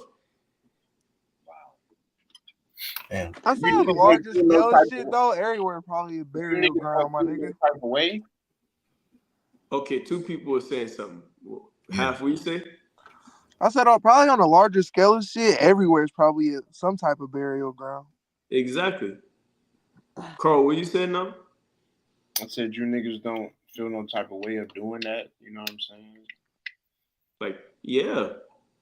But my point is, like, if you feel some type of way about that, you gotta boycott the whole society. I mean, yeah, man. You niggas was out there playing on dead niggas. Oh, not us. The high school. Oh. Yeah, us too. We played on the field. Oh, yeah, the games. Yeah. You forgot, bro. That was the game. Yeah, they didn't have a new field when we played. Yeah. You played right over there too. Yeah, dang, man. Used to have that motherfucker packed out. Yeah. On the graveyard. You're right. Because then they call that shit like the reserve or some shit. It was called the reservation. Yeah, reservation. Yeah. And the team was called the Indians. The Indians. Yeah. Hard uniforms now. The setup. Yeah. All black. Like, yeah. Like I used to me as band, we used to sit and think about this shit. You see the irony of this shit? Like it's called the reservation. Like shout out to Squanto. Yeah, shout out to Squanto. Copeland. Big Jalen too. Big Jalen, yeah. Yeah, boy. Liam. Right, yeah. Leander. Oh yeah. That motherfucker having a reunion. Nah, it was good times, man. Gaffney was all right. I ain't gonna be like it was the greatest city in the world, but shit, it wasn't the worst. Was it better than Reading? Yes. Yeah. Yes. Reading just got more people. I've been to Reading. You been to Reading? Yeah, they came out here. Oh, the BTG? Yeah, I drove all the way up there. I drove all the way from here to Seattle. My boy kept telling me I wouldn't do it, so I was just like, I'm gonna do it. 2 days will pass regardless. So we might as well, do something. You drove from where to Seattle? Charleston, South Carolina. To Seattle? Well, yeah, like I'm just saying the points that I covered, but I came up to BAM, but you know we went to Sacramento, Portland, Oakland. We moved around. We stayed for like a month. This nigga drove. Wow. Yeah, it took like 46 hours. And you went solo? Me and my homeboy, just 2-man deep. So I would drive like 15. He rest up, switch up. He drive 15, and we just did it like that. Wow. I would recommend everybody do that though, because like to see the whole country, like I've seen the whole. I've seen enough. I'm not taking. Yeah, I came on a Greyhound before. Right, it's different when you get to see it. Yeah, like when you drive through it, not like like to see it go from where I'm at, like underwater, tropical island, and then you see desert, mountains, snow and then you mountains, see beachfront. Like, oh wow, yeah. It really looked like a Super Mario. Like it looked like Super Mario World. Like Abe said he'll fall asleep 30 minutes in. Like, how could you not fall asleep off of that, bro? Because you adapting to like yo surroundings. But you say somebody said they'll fall asleep on the drive 30. No, you won't. Like put it this way: we went to Charlotte, and then the next scene change was like when we got to like Tennessee, and the way the mountains look, you gonna be up looking like you know what I mean? Like we saw all type of shit. We saw like when we was in California, there was a truck. Like we're driving like 35 miles per hour. We don't know where we at. Our tires ain't even built for this. There was a truck that just blew past us, and like 5 minutes later, we saw that truck flipped over on the side of the mountain. Like just all type of shit, man. It'll keep you up. Like Wyoming was so beautiful. Like how it was just like an ice palace. Hold on, wait. You said he was flying by. Yeah. So like you remember when we would come up to Redding and then we would like had to travel and go through the mountains and stuff. So like one time we were driving and there was a truck. I guess we were moving too slow and he just and like 5 to 10 minutes later that same truck was flipped over on the side of the mountain. We were like, well, that's why we gonna drive 30. Don't matter how long it take to get there. We got cut off in Oregon and then like we lost service. So like the GPS, if you had to stay on track, but there was a rock slide in the middle of the night, so we had to go all the way around. Something that was gonna take us an hour and a half took us 8 hours because we had to go all the way around through Oregon at nighttime. Well, we was on some adventures, boy. Portland's the coldest place that I ever been before in my life. Portland, Oregon. Man, that shit was brutal. It was freezing. You must have never been to Minnesota. No, I haven't. That's one area. I've been in like 38 states, but Minnesota, Detroit, stuff like that. In Michigan, I haven't been to Michigan. Abe said, what was you listening to on the drive? Currency and instrumentals. My homeboy joke all the time. He'd be like, it was a certain period of time I was just playing instrumentals. He'd be like, this nigga is really playing instrumentals like the whole way. But if it wasn't that, it was Currency. Currency dropped like 2 mixtapes while we were on the road and like on that trip. It was like the 930 and 1030 series. So we was really heavy on Currency. Young Scooter, believe it or not, a lot of Young Scooter and Currency, really. Currency got us through that trip. That sound like a boring ass road trip, nigga. Nah, bro. Did y'all stop by and pick up prostitutes? No. That's wild. That nigga come back with the bullshit. That's wild. That nigga drove 47 hours and didn't buy no pussy along the way. None on the road. Shame on that nigga, man. Shame on it. It ain't by Then find no lot lizard. Bruh, you tripping. You tripping. You shitting me? Yeah, on God. Y'all ain't go to no strip clubs? I mean, because you know when you drive, had them load trips, and y'all go to them small towns. You know, you go out there and see some strippers, nigga. Bam took us out and about as much as he could. You know, Bam. We went to the casino, won some money. Oh yeah. What casino y'all went to? I don't even remember what it was, bro. Oh, out here already. No. Man, y'all should have had a lot of sex. That's all Reading is for. It's supposed to have sex. We went to Javon Oakland. don't like milk. Oh, you don't like the milk? We went to Oakland, San Francisco. Yeah, Javon don't like milk. You don't like the milk, Javon? No. What the milk do to you? Nigga, you went to school with the milk. Milk give you osteoporosis.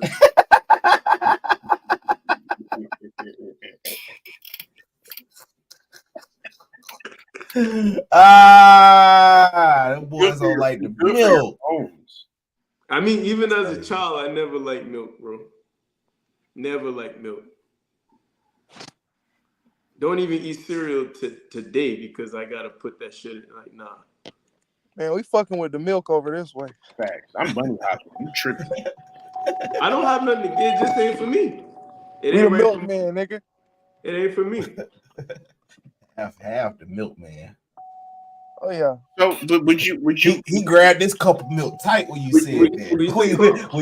When Javon said he liked milk in the cereal, Half grabbed this cup of milk so tight right there. Hey, I low-key got offended. Yeah, I'm kind of offended. I low-key got upset by that. Yeah. Milk ain't done. Go ahead, ask Carl. Ask your question, Carl. Oh, what about if it was some milk that that likes your type of music? Like she could sing some whole AR ab or some Wait. That's what? See, what are we talking about? You said you went from prostitution and laying with them to talking about supporting music. I don't dislike milk like that. Milk is milk. You know, you take a sip of the milk and she like, rap. Well, I ain't sipping shit. Yeah, I always tell people you only dip in milk. Like if you do fuck with milk, you dip. Nigga, I don't like Oreos, and I buy my Chips Ahoy chewy. I don't have to dip them in shit. I'm just saying, shit. If you do fuck with the milk, it's okay to dip. But you only dip. You only dip once, maybe twice. You can't dip 3 times. I ain't gonna lie. Cook with milk though. That's the thing. Hold on. I ain't gonna hold you though, brother. That milk that we saw at the little pizza spot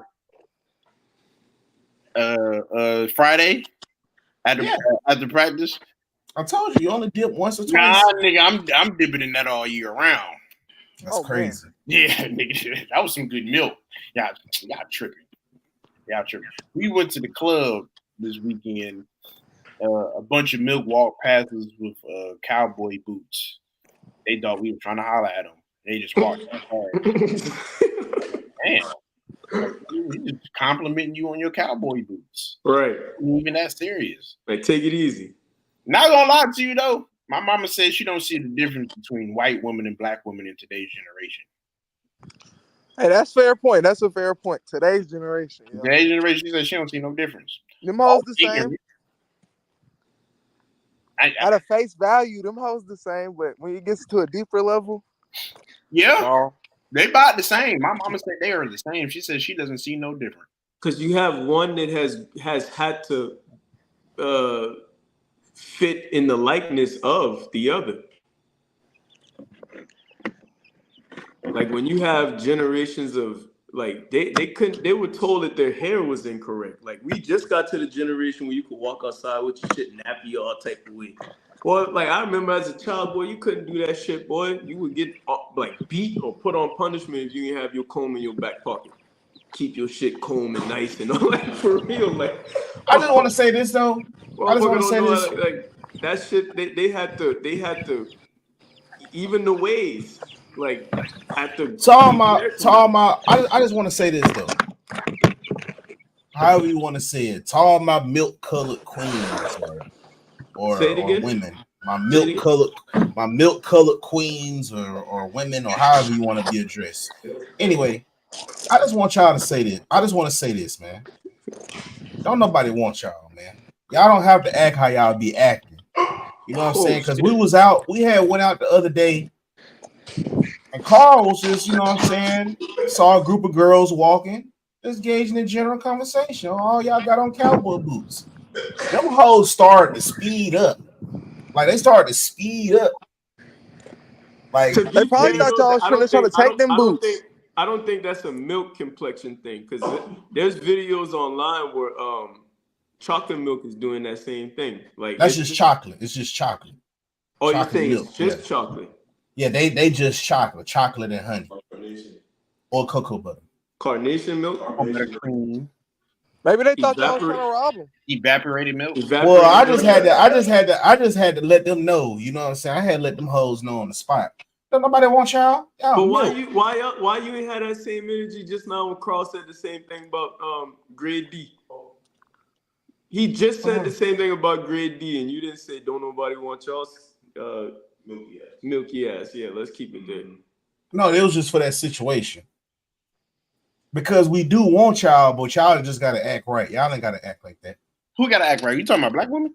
White women. Milk. This nigga said we do want y'all. I thought you said black women. I was like, white women? Boy, say milk spoiling heat, boy. Yeah.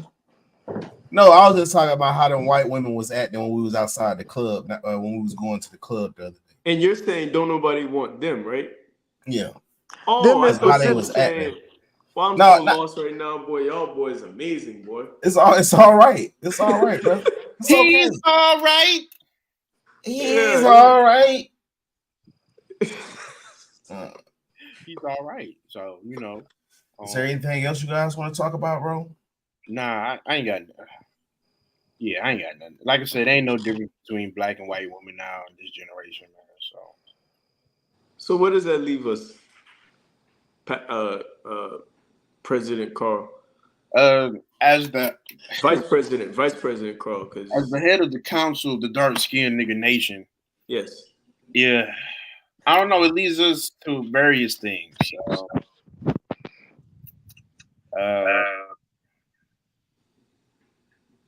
You gotta start dipping in more milk at this point, nigga. Shoot, nigga, start dipping in some milk. Carl, if you're the leader of the dark-skinned nigga nation and you are putting out a decree of dipping in the milk, if you do that, there will be no more dark-skinned nigga nation. Well, so be it. Hey, niggas ain't got time to be dealing with Keisha and that masculine stuff. That's how I see it. Black women are the most Black women are the most educated human beings in America in the past 10 years. And that's factual. You can go look that up. So with that being said, that means they have access that a nappy-headed nigga like me or yourself cannot access. So if you, the black woman, have the access to do the things that we can't do as a black man, you should be looking to uplift us and build. Huh? Hey, baby, hold up. Bobby? Hey, baby, wait. No one lives here named that. They might have a Bobby up there. You think talking about Bobby? Go ahead, man. Go ahead. So, hey, hey, baby, I know you bad with money. Look, I'm gonna pull out 2 credit cards, under your name. Look, I'm gonna manage them, to build your credit up. But I'm just saying, like, that's how educated, that's how smart the black woman is. But they're not doing nothing to want to help, reunite. But you can't say you can't say that now. Like, and you can, because it's clearly the niggas don't want them. It's that masculine stuff, bro. It's just. But that's a byproduct of capitalism. It's really not, bro. Because if you got the key to something, and your peoples are struggling, why not share that key? Why not help open up that door? You have to. But you remember we had that same conversation with. Remember the Chicago thing? Look at Kanye. Look at Michael Jordan. Look at Oprah. Why don't they help?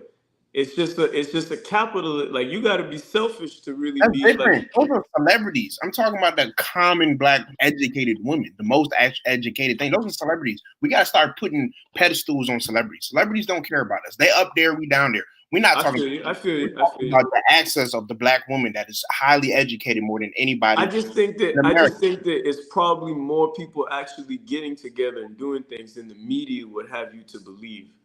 And I'm not saying it is not a problem, but I don't know. From when when I look at all my homeboys, they don't got black women. And then let me ask you this question: What is the true definition? Wait, before you hold that question, let me ask them, Bema, out of all your homeboys that how many of them got black women?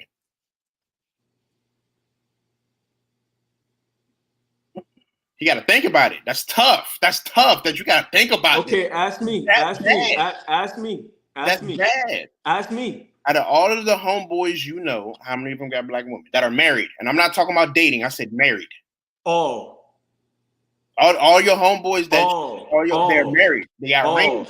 Carl, How many homeboys you got? A lot. How many homeboys you got? You want me? I'm finna marry a white woman to fuck that up. Let me. I'll just go down the list. You got Tim. You got Trevor. You got Jonathan. You got Larry. You got Jamin. You got my brother, Jeff. You got, and then those are the ones that are. You got Dolo. You got. They're all married. Married, yeah. I'm going down to married people first, and then just the people that I'm not even. These are like immediate that I'm dealing with.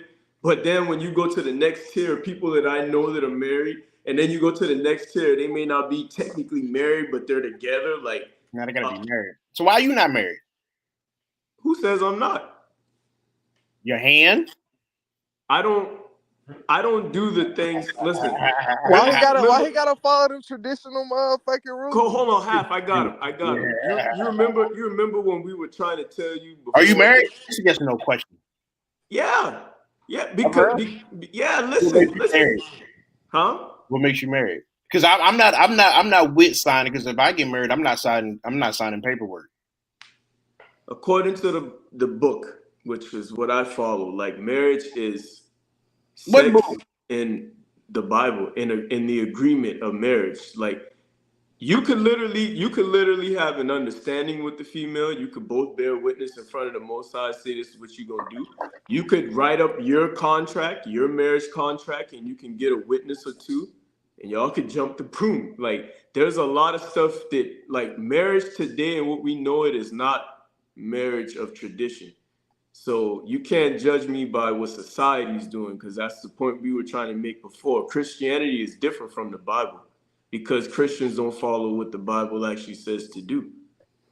And that's a part of the problem of why we have these problems, because we don't actually do what our customs are put in place for us to do, and we don't know. We're being ill-educated, because the question I was going to ask you is, what's the true definition of education? So just because them sisters are going to universities and having all this stuff put in them, there's no true knowledge being brought out of them. Like that's not education. That's false. They're very successful. That's not education. That's being educated. They have access. You said what? They're very successful. They have access. But what I'm saying is, if you don't have true education, which is your nationality, which your people do, you don't have understanding of where we are in this on this battlefield. So of course the resources are going all over the place because we don't have a common vision. We don't have a code. We don't have our true backing. We still call ourselves black. Yeah. Carl, feel me now. We still call ourselves black. Pause, no diddy. I mean, this is how I feel about that. When somebody gotta say pause, I'm questioning them more than I'm questioning, because it's like you come on, man. Viral clip. I know, but listen, that's my point about that though. It all comes down to true education and what education really means. Because you already, like the Bible say, everything is already written in your heart, which is your mind. We don't have nationhood. We have blackness.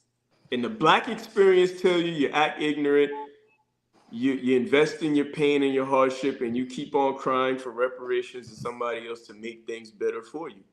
On March. Man, fuck all that. As Vice President Carl's advisor, I'm advising all black men to fuck with milk so your great-grandchildren can eat off that white privilege. Milk. For your grandkids. Yeah, milk, hot sauce, soy sauce. I like soy sauce. What is soy sauce? Asian women. I like soy sauce. Yeah. What else am I missing out there? Did I say hot sauce? Tortillas. I like tortillas. Yeah. Yeah. Let's put we don't need to mess with chocolate. Chocolate ain't the number one Yeah, everybody chocolate too bitter. Yeah, chocolate too bitter. I don't like the chocolate. Unless it got some milk. Vote for me. I'll tell if you fuck with milk, your kids can't say nigga. Half kids definitely not gonna be able to say nigga if he get a white one. You can say half. My kids definitely say nigga. Man, fuck all that. Fuck what y'all talking about. They have for to be so straight. He can say nig. It's gonna be frizzy. Saying nigga. He can say nig though. Man, I'm gonna teach my kids to call y'all niggers, bro. Actually, since we're on this topic of discussion, I have to say this. Are mulattoes black? I mean, I think we need to establish a system of who black and who not. Is it based off your daddy? Do you have to have 4 black grandparents to be able to be called a nigga? So it depends on the dynamic, Carl. I mean, first of all, before we step in this arena, what's our foundation? Are we talking about, are we going by the Bible? Or are we going by are we going biblically? We're not going biblically. What we think? Yeah. Are light-skinned niggas, are light-skinned people niggas? Are they niggas? I'll let half. Half is what did Umar say, nigga? When you put chocolate milk and white milk together, you just get a lighter shade of chocolate milk. You don't get motherfucking white milk. But if you keep putting milk in it, what? Yeah. Hey, that's a good question. That's a good question. Hold on. Damn. But I mean, that chocolate milk's still in there. No, it's not. Yeah, it is, nigga. If you go get a white woman right now, your baby isn't going to be half black. It will be now 80% white. Then if she go gets a white man, now that baby is fully white, and you now created and helped a white Caucasian community grow just off of that. Nigga, I don't give a fuck. I'll just father some snow bunnies and let them fix the bloodline. I don't give a fuck. I'm just saying, bro. See, Carl, and that's the funny thing, because biblically, like, it tells you go by the seed of your father. But if you get into some native type stuff, they say it's your mother. So, well, then we'll go biblically. Yeah, the seed of your father. Then we could look at people like Patrick Mahomes, right? Patrick Mahomes' father is Stone Cold nigga, and then like he marries and procreates with a Caucasian woman. They have Patrick. Now Patrick goes and recreates with the Caucasian woman, and their kids are gonna look damn near Caucasian. But biblically, technically speaking, I don't know if there's I'm not gonna talk on it because I don't know for sure. But biblically speaking, those kids, regardless if they look how they look, are technically of the seed of an Israelite. So they would be that, and that's why they tell you not to hate your brother, because that is your, like, it could be somebody that's Caucasian and they got the spirit of such and such, but they look that way. So you can't just walk around hating people off the color of their skin, and that's not what I promote, or I don't think any of us promote. You really gotta like try the spirit of people. And I mean, genetically, like, men get their Y chromosome directly from their dad. So if you go up like 10 generations, you and your grandpa are gonna have the same Y chromosome. So that too. And then also, like, women get their womb from their fathers. So, you know, genetically, the paternal side is a lot more based on what you actually are. Yeah, because I like to think, like, regardless, the spirit and the animation of the person is going to be their father. And, like, the skin you come in, the earth that you incarnated, your mother gives you the wrapping and the skin, you know? Yeah. Moral of the story is, gotta go get y'all some milk. Yeah, that's what you gotta do. Let your kids eat off that white privilege. Fuck all that other shit. You're creating generational wealth. But see, this is why they say don't do that, because like you have certain rules that you're supposed to do. And when you do that, now you're bringing a child into a situation where they're going to be told two different things. So at least if you're going to dip in the milk, make sure the milk is okay with the ways of coffee, and understanding that the coffee takes precedent. Y'all niggas gotta do what I did if you want to get some milk. You gotta find you some milk that got some nigga in her, bro. That's the move. That's how you win. You gotta find you a white passing mixed woman. My brother Morphine said, "Look at T.I.'s son." All I'm gonna tell y'all, man, I'll settle with some milk if it's 5'11" or taller. 5'11" or taller. Nigga, you can go find some chocolate with that easily. But I'm saying, no, that's not the only term. Like that's like what would. But I mean, if you're trying to make motherfucking athletes, you just need to fuck with a black girl regardless, nigga. That's the best genetics you gonna tap into. Then leave and let them go through all that trauma. And just let the stepdaddy raise them. Yeah, and then come pop back. in when that nigga make it to the league. Like, hey son, where you at? I'm back, holla your boy. Huh? Back. Hey, one of them questions y'all asked, I think is basically like y'all asked how many people do you know America? Like I think it depends on where y'all are at. Y'all are way out there and like, you know, like y'all in the land of the milk. Yeah, y'all ain't in the South. Y'all ain't in y'all ain't in the empire. You're not in the kingdom. I look for chocolate regardless.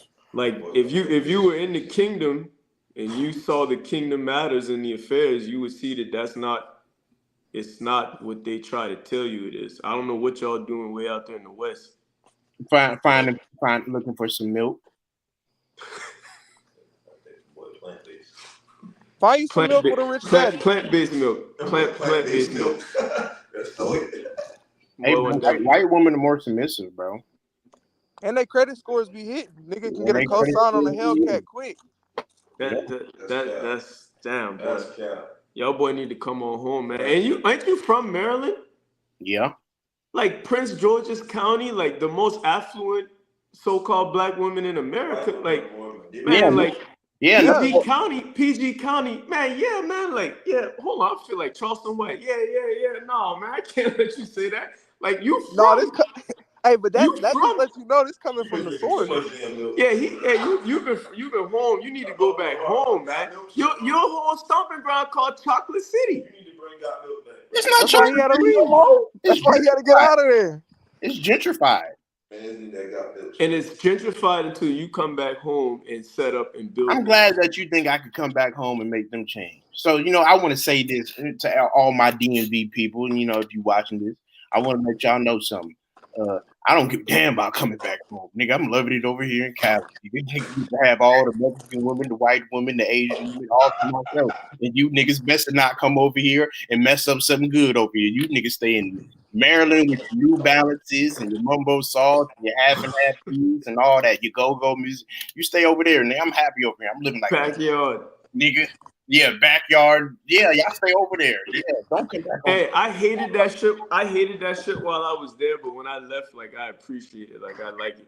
Yeah, you gotta. Also serious, bro. You gotta appreciate the go-go music, bro. It's black. It's black-owned culture. We made go-go music for all of black people, but niggas really don't appreciate it though. The overnight scenario. And by scenario. Yeah, and it's not ran by white people. Like, that's something, go-go music was made for something to have our own. Like, that was the whole purpose. Niggas act like they gon' get with G when they see G outside, but we don't give a fuck.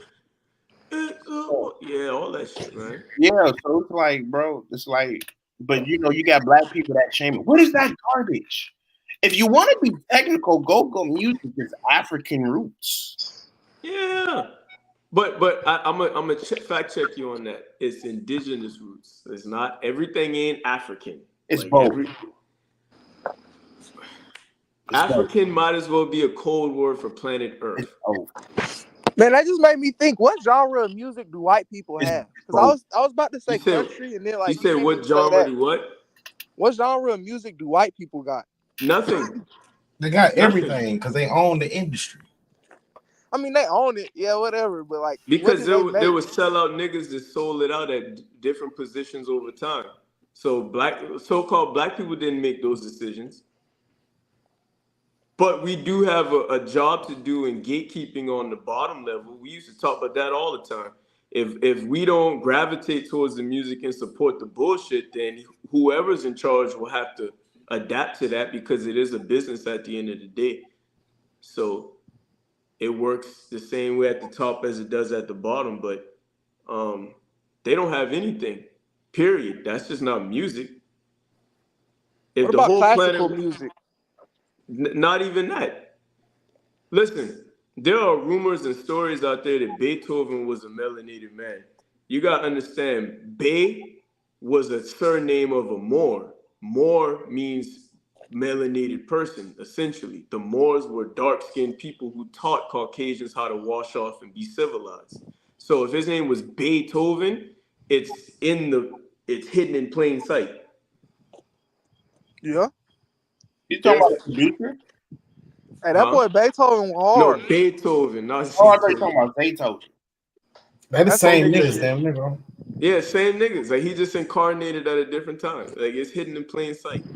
But I mean, that's fact though. Like if the whole planet was melanated at a certain point for a long time, and every country has a history where they had a renaissance, a dark ages, or whatever, where they completely just painted over the images that they saw and burnt anything or hid it away that didn't correspond to the new religion or new world order that they were enforcing. Everything was melanated. If you had to be told to wash off, how to wash off and be civilized, I mean, come on, let's think about this. Every music was started by us, every civilization, the point of it and how to do it, pyramids, mounds, like all of that's a melanin thing. But Massa could take care of it better. Shit, the earth don't think so. The ozone layer fucked up. Ice caps are melting. The ocean got a hole in it. Wildfires are happening. These bitches done tore down the whole rainforest. Yeah, but that's from all that hairspray and hot combs niggas be using. Yeah. That's what caused that. Massa ain't had nothing to do with it. Yeah. Yeah. Yeah. Hey, I see it. No matter what you say, the point is going to be keep dipping in the milk. Keep dipping in the milk. Keep dipping in the milk, man. That's the moral of the story. Man, I'm just trying to be a good nigga so I can get my reparations. That's all I'm trying to. That's all. You want your reparations? Find out what tribe your people were allocated to. No, I ain't trying to do nothing for him. I want Massa to just handle to me. Oh, so you want you voted Democrat? See, that's the biggest side out of you, bro. You just want something given. Never want to work for nothing. That's the biggest side, bro. Come on. I ain't got nothing else to say, bro. Go get some milk. Grade D, half and half, 2%. Nah, stay away from the milk. Whole milk.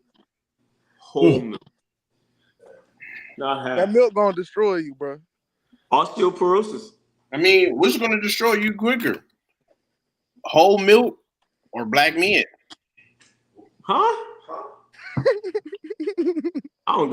Wait, you gotta elaborate on. You gotta elaborate a little. I see what you're trying to say, but like, you know what I'm trying to say. You got elaborate a little bit more, bro. Hey, bro, which one's black men drinking milk is gonna hurt you.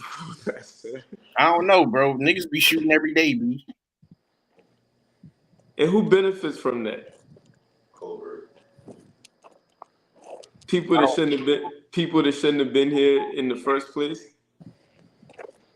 You know, I'm gonna set you up on a blind date with some milk. Don't waste your time.